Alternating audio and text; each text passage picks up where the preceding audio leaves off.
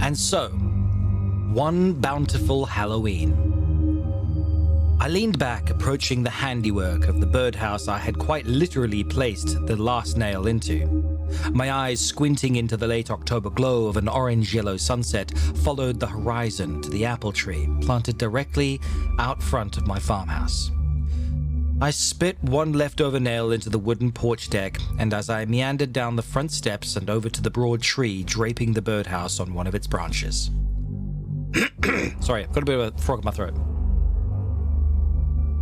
You'd never know it was an apple tree unless I pointed it out. The poor thing had been barren for months, and I feared one more harsh winter would be the end of it. It was sometimes a painful memory to look at that tree. My late wife Marge and I planted it decades ago. We'd always pick the freshest fruit from it, picnic in the shadow of its branches, and enjoy some of her sweet apple pies. She always made the best pies. But now, the tree was dying. I had neglected it, and the rest of my land followed suit. Everything was dying. If the truth be told, the only critters that wouldn't die out here were the darn rats. The darn rats, I say, the darn rats. Oh my, those darn raticles, how dare they not perish? I need to move this over here. I'm going to take down my noise gate so I don't trail off at the end of my words. Hopefully that will work for you. I had lost most of my motivation after Marge passed, and this lack of care extended beyond the crops and trees. I hadn't shaved in weeks, and half the time I didn't bother to shower. It was just me out here, after all. The silence in place of her laughter, and the rattling of her pots and pans was deafening. Despite my somewhat gruff appearance, it was the people of Francis, the town I had lived in basically my entire life, that kept me going. It wasn't a large town by any means, but the people here have always been some of the kindest folk around. Without their support, I probably wouldn't have made it through Marge's death. The only other company I kept was the scarecrow out front. Marge used to call him Roy, probably because we used to listen to Roy Rogers on the radio every night. Roy's been standing in the same spot for the past 7 years. And I think most of the crows had already caught on to the straw man trick. That's why, last week, I decided to build the birdhouse, hoping to lure in some robin or finches to drive away the crows. It was sad. It seemed that even Roy was dying too. After I'd fed the cattle and watered my garden, I decided to call it a night. Despite the festivities elsewhere, you'd be hard-pressed to find even one trick-or-treater in these parts. I skipped dinner, as I sometimes do, and began to head to the bedroom, stopping into the kitchen for a cup of tea to click off the light. And that's when I saw it. Or rather, didn't. Roy wasn't in his usual perching spot. The cross was still standing, but the scarecrow was nowhere to be seen. I shuffled over to the window for a closer look, assuming the bastard thing had just fallen down due to the wind, but I didn't see it anywhere. Then there was a knock at the door. I was hesitant at first. Who in their right mind would come here at 9:30 at night? Surely no kids from the town. I doubt there even are kids in this town. "Who is it?" I said, pressing my ear against the wooden door. No response. "Look, I don't want any trouble. If there's some kids out here, you best be heading home. I don't have any candies. Sorry." Nothing. Then the knocking came again. It was louder this time. Finally, and frustratedly, I pulled open the door with a squeak, and standing in the doorway was Roy. He was standing all by his lonesome, a dead look still in the buttons he'd drawn his eyes. Beneath his sack-covered face, a faint mumbling pushed through the fabric. I fumbled back in shock and watched the scarecrow drag itself into my house. I wouldn't have said something to it, but no words choked from my lips, which were now dry and quivering. As the scarecrow flopped into the kitchen, I could hear the rattling of drawers and bowls, some crashing onto the floor, before a voice echoed from behind the wall. "Ah, much better," it said in a relieved, raspy tone as the muffled, hobbling sound of straw-filled legs pattering across the wooden flooring approached the doorway. In stepped the scarecrow, the stitching on its mouth now cut open by one of Marge's kitchen knives. Its mouth formed into some sort of smile. As it stepped closer, I stepped away. "I thought this would be a familiar and more comfortable form to approach you with, Peter." The thing looked at me like a book with those black button eyes. It could tell I was panicked. "There's no need to be afraid. But I guess this form was a bit anomalous. Hindsight was always 20/20, so please forgive me if I startled you."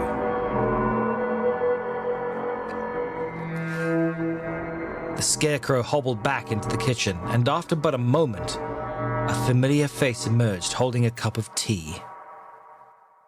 I must have cried before becoming hostilely angry. It was Marge. I recognized her in the instant we locked eyes. Something within me brought me to tears, but I hastily snapped from my loving gaze, wiping a tear from my face. That wasn't my wife. "You aren't my wife," I sternly said. Whatever was wearing my wife's face couldn't hide its regret, now plastered across its face. "Oh, that's just great. I always try to keep from scaring people, but it seems my efforts, I always become more frightening," it said in my wife's voice. "You humans are a complex breed." My wife's face began to rot, her flesh slipping off the bone. Her eyes started sinking back into her skull before her clothes were drained of all color, eventually turning black as the night sky. Her now black garment flowed longer, and eventually it touched the ground. Her hands dried up around the cup of tea, leaving nothing but bone behind. And that's when the true nature of the presence made itself known. It was the Reaper. My back hit the wall as I shook in my boots. I didn't believe that this thing even existed, but here it was, standing in my living room. It was difficult to get a good look at it, but it was the Reaper. A skeleton shrouded in a dark robe, now holding a scythe that touched the ground. I tried to make eye contact with it, at least where eyes should be, but even looking at the face of death played painful tricks in my head, which was already throbbing in its presence. Forgive me, mine child. Thou may find it most difficult to look upon this form. I mean not frighten thou, but now, as thou can seeth, I am he thou call Death. The figure's voice was deep, rattling my bones and echoing in my mind. It must have noticed my discomfort as my back was still firmly pressed against the wall. I has taken many forms over the millennia, but thou humans seem to recognize me as the Reaper, and as he, I appear before thou now. The empty-socketed skull disappeared into the dark shroud, and within an instant, a new face emerged. A somewhat pudgy, middle-aged man, lowering back the hood with meaty, hairy arms. "Sorry," he said. "I can only appear as that which is dead, as is my nature. The dead grass and your scarecrow worked quite well, as did your late wife, but those seemed most burdensome to you." "You don't say," I sarcastically grunted, letting out a nervous breath with a wipe across my damp forehead.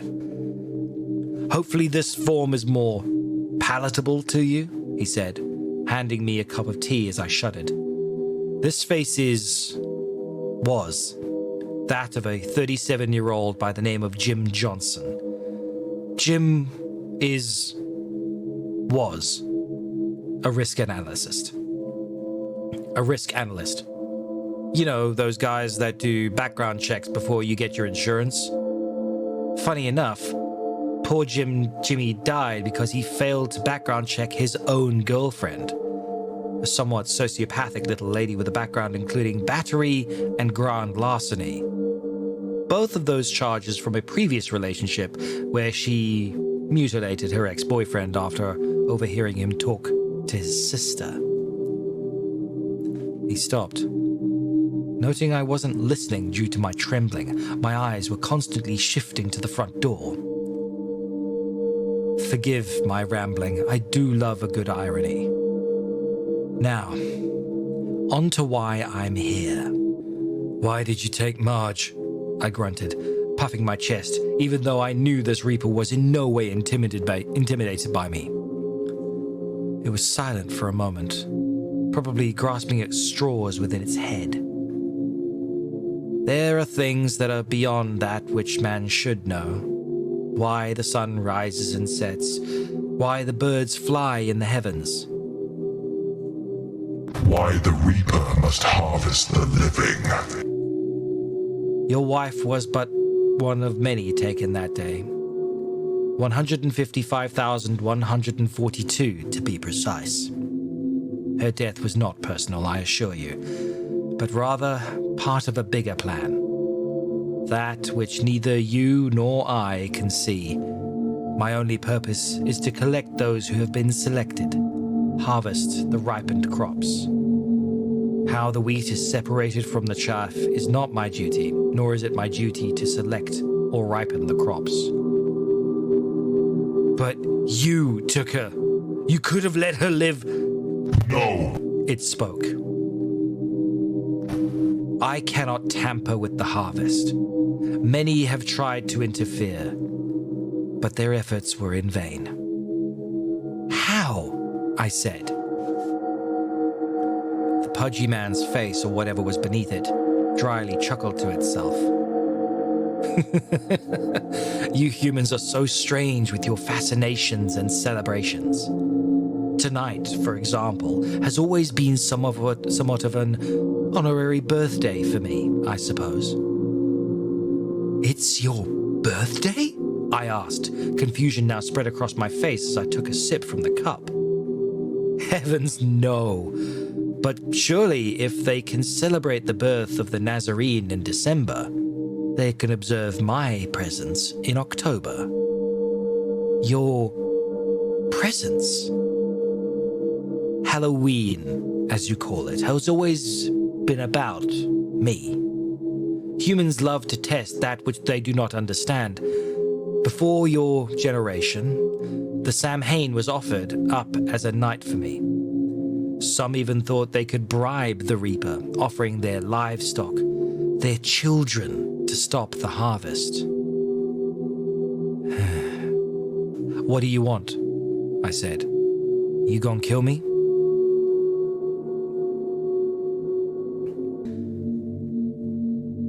The Reaper laughed again, deeper this time. You would think that, wouldn't you? After all, why else would the Grim Reaper come knocking at your door? I stared like a deer in the headlights of death. It continued to laugh, this time at me. Forgive me, Peter. As I've said, I love a good irony. The Reaper glided past me, forcing my back into the wall as it stopped before the window. It peered outside. How ironic would it be that a man surrounded by so much death could offer up a tremendous amount of life? Who? Me? I said, surprised. It nodded, and as it turned back toward me. Marge's poor apple tree, it said, shaking its head. It's withered and dying, just like you. I suppose I could have harvested you tonight, but that wasn't my intention.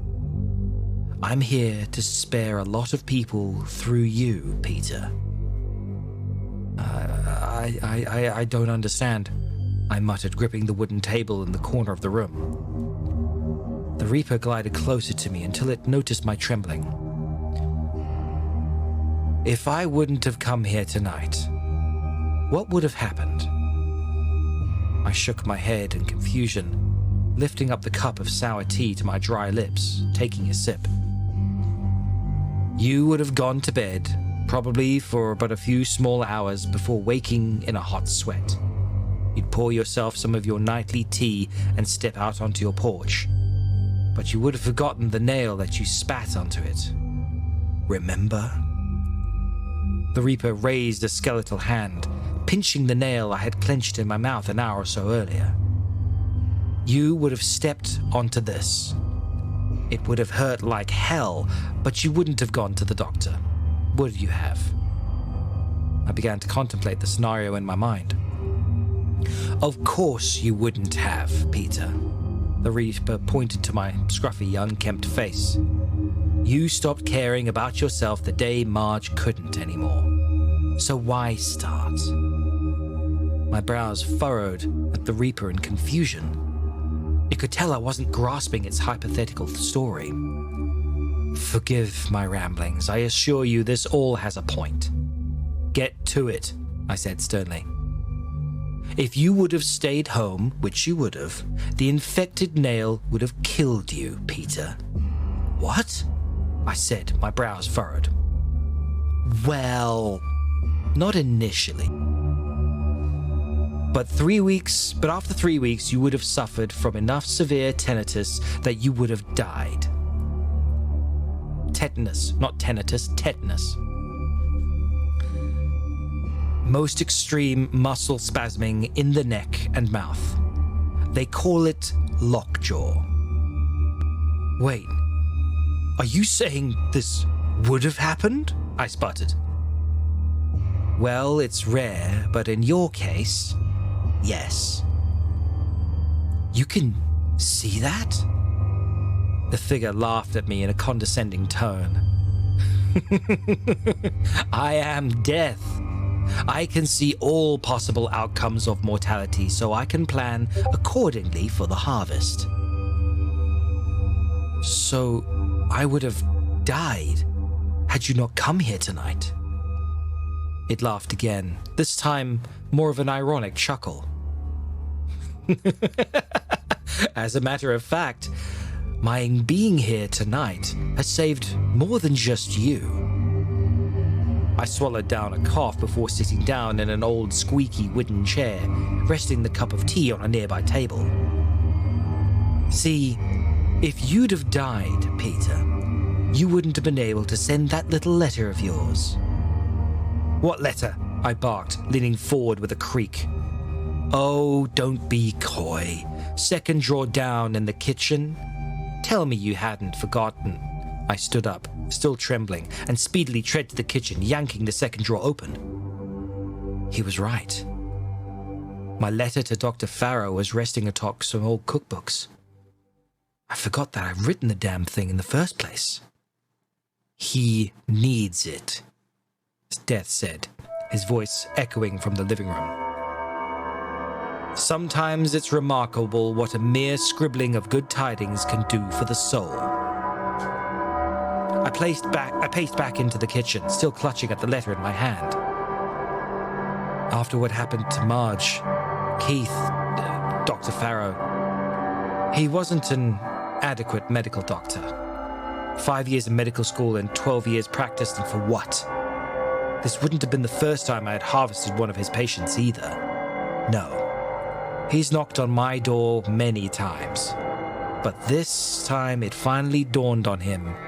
It was as if what his father always used to say was finally spoken into existence. Which was... what? I said, now grasping at straws myself. Which was that Keith would never amount to anything.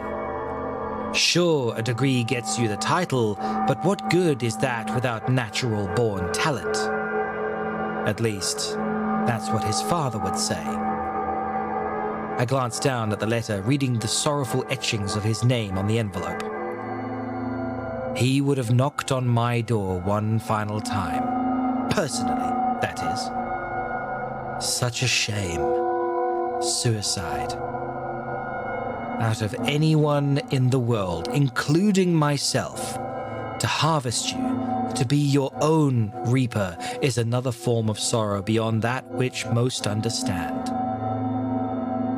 You're saying he would have killed himself if I didn't send my letter, I said, the letter clasped in between my sweaty fingers. More or less.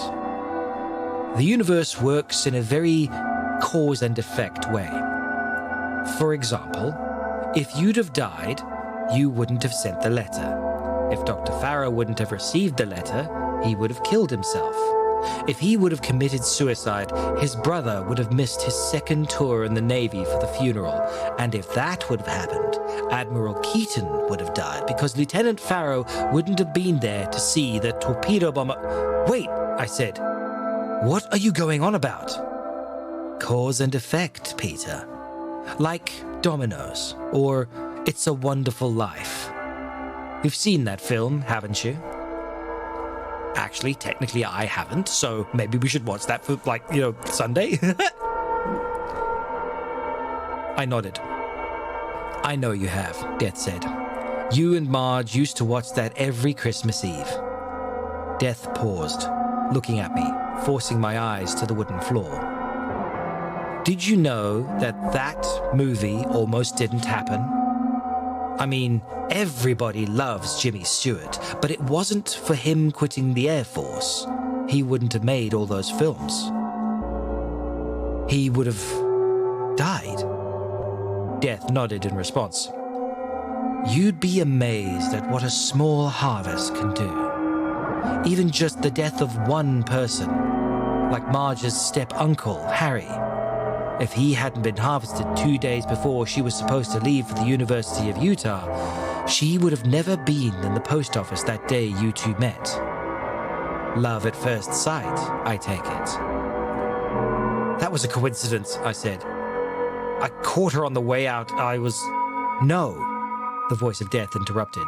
There are no coincidences. You were running late because your truck stalled on the State Road 32. You couldn't get it repaired that day because Louis, your mechanic, had a family emergency. Remember?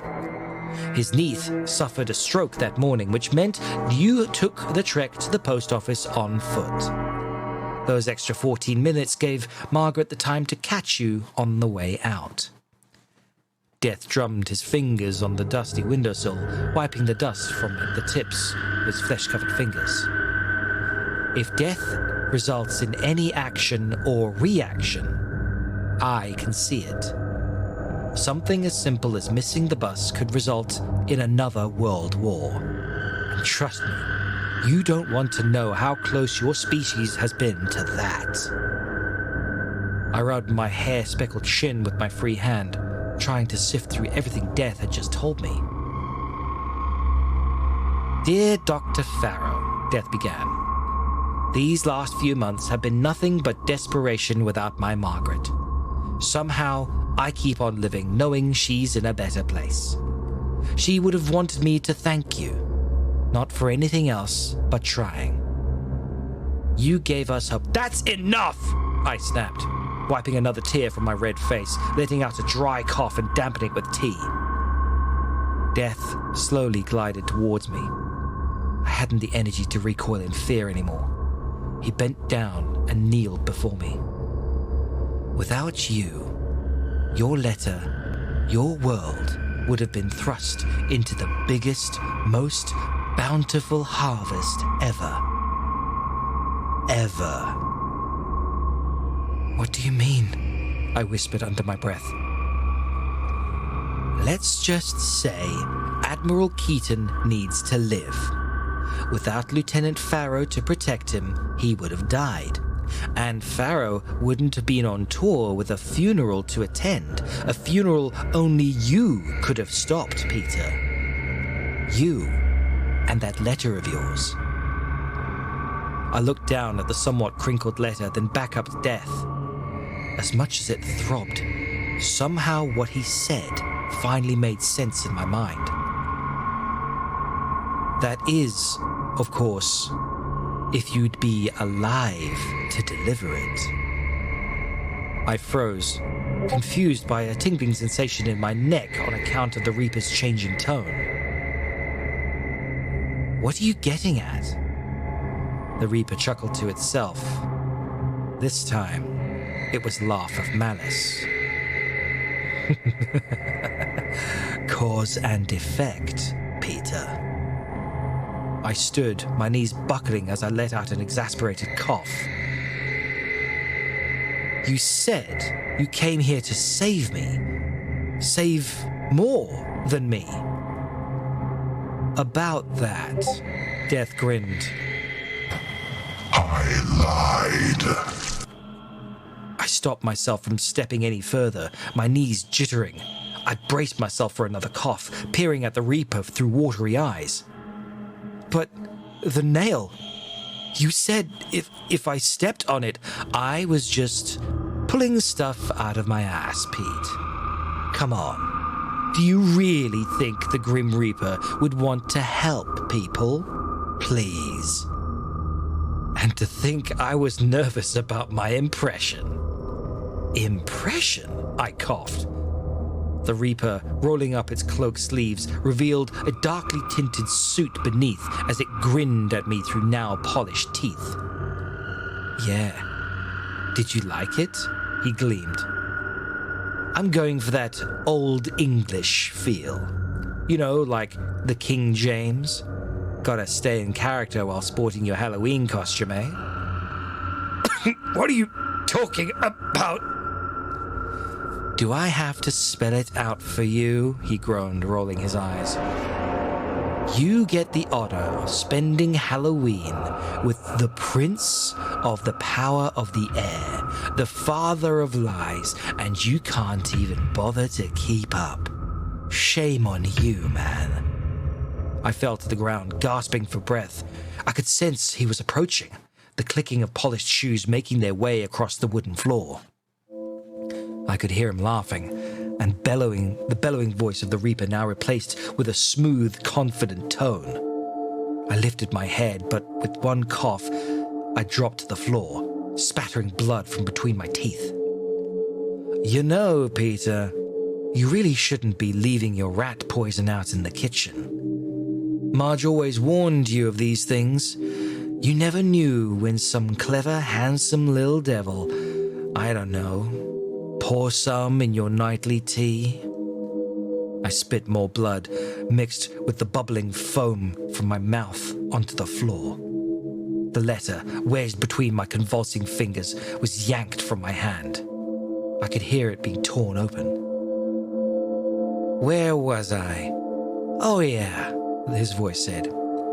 You gave us hope, and I know one day I'll see my blessed bride again. Sincerely, Peter. The voice cackled. I've got good news for you, Pete. You're about to get your wish. After all, it's Halloween. Why not have a little treat with your trick? I lifted my head with the remainder of my strength.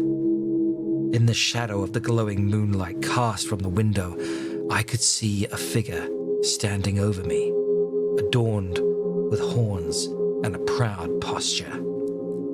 My head fell against the cold wooden floor as I tried to cry out for someone, anyone.